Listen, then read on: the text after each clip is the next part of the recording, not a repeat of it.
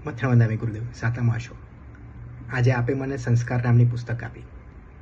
જીવનમાં પહેલી વાર આખી પુસ્તક એક જ ટાણે મેં આજે વાંચી છે. મુલુંડથી આપણે વંદન કરીને અંધેરી આવતો હતો. લગભગ કલાક જેટલો સમયનો સફર હતો. કંઈ પણ આમ તેમ ના વિચારતા આપેલી આ પુસ્તક મેં આખી પૂરી કરી છે વાંચીને.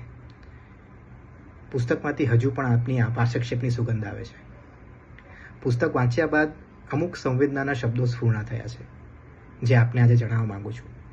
શબ્દ કહેતા વાંચતા કોઈ પણ ભૂલચૂક થાય તો મને ખાસ માફ કરજો.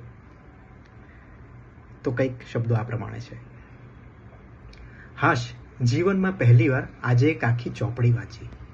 એ 112 પાનાની ચોપડી આજે બની ખરી મારી જીવનની મૂડી.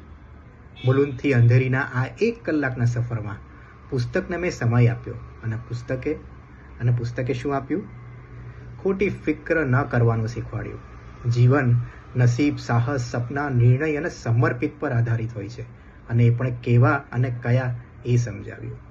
શ્રુશ્રાવક એ મણિકાકા પ્રેરણારૂપ હતા. શિલ્પી પાસે સમર્પણ વિનાના એ પથ્થર વાંકા ચૂકા હતા. કલ્પનાના સપના અને ભાવનાના સપનાની વાત આપનાથી સમજાઈ ગઈ છે. વ્યક્તિ, વિચાર અને વાતાવરણની વાત દિલમાં રોપાઈ ગઈ છે. સભાનતા અને સ્વચ્છંદતાની વાત આજે વણાઈ ગઈ છે. કાદવમાં પગ રાખી કાદવને ગંદુ ન કહેવાની વાત માણામાં પોરાઈ ગઈ છે. નૂતન અને પરિવર્તનની સફળતા ગળે ઉતરી ગઈ છે. અરે કોણ કહે છે સંપત્તિ, આપત્તિ, કીર્તિ, સફળતા, બુદ્ધિ તમને સંસાર નામના મિત્રની જેમ નચાવતી રહેશે? મારા વાલા, એકવાર પુણ્યનો સદુપયોગ કરતા શીખી જા.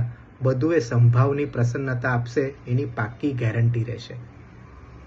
હવે હું પણ મારો ધર્મ જઈને પહેલાં પ્રેમ અને કરુણા રાખીશ, એની આપને ખાતરી રહેશે.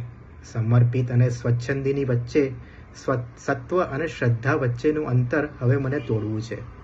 પેલા એ હૃદયદીન કર્મસત્તાને મારે કરુણા શીખવવી છે. ખીલોના બનીને ઘણો રહ્યો, હવે ખિલાડી બનવાની વારી છે. પુણ્ય માપતા નહીં પણ વાપરવાની આ કળા આપે આ કલાકારને શીખવી દીધી છે. આ પુસ્તકનો અભિપ્રાય કહો, સંવેદના કહો કે સેલ્ફ રિયલાઇઝેશનની વેદના કહો તો ખોટું નથી. મારી મુલુંડથી અંધેરીની કલાકની આ સફર આ ભોગવતી કારમાં ખરેખર પોતે એક સંસ્કાર બની ગઈ છે. હાશ, આજે જીવનમાં પહેલીવાર મેં એક આખી ચોપડી વાંચી ગઈ છે.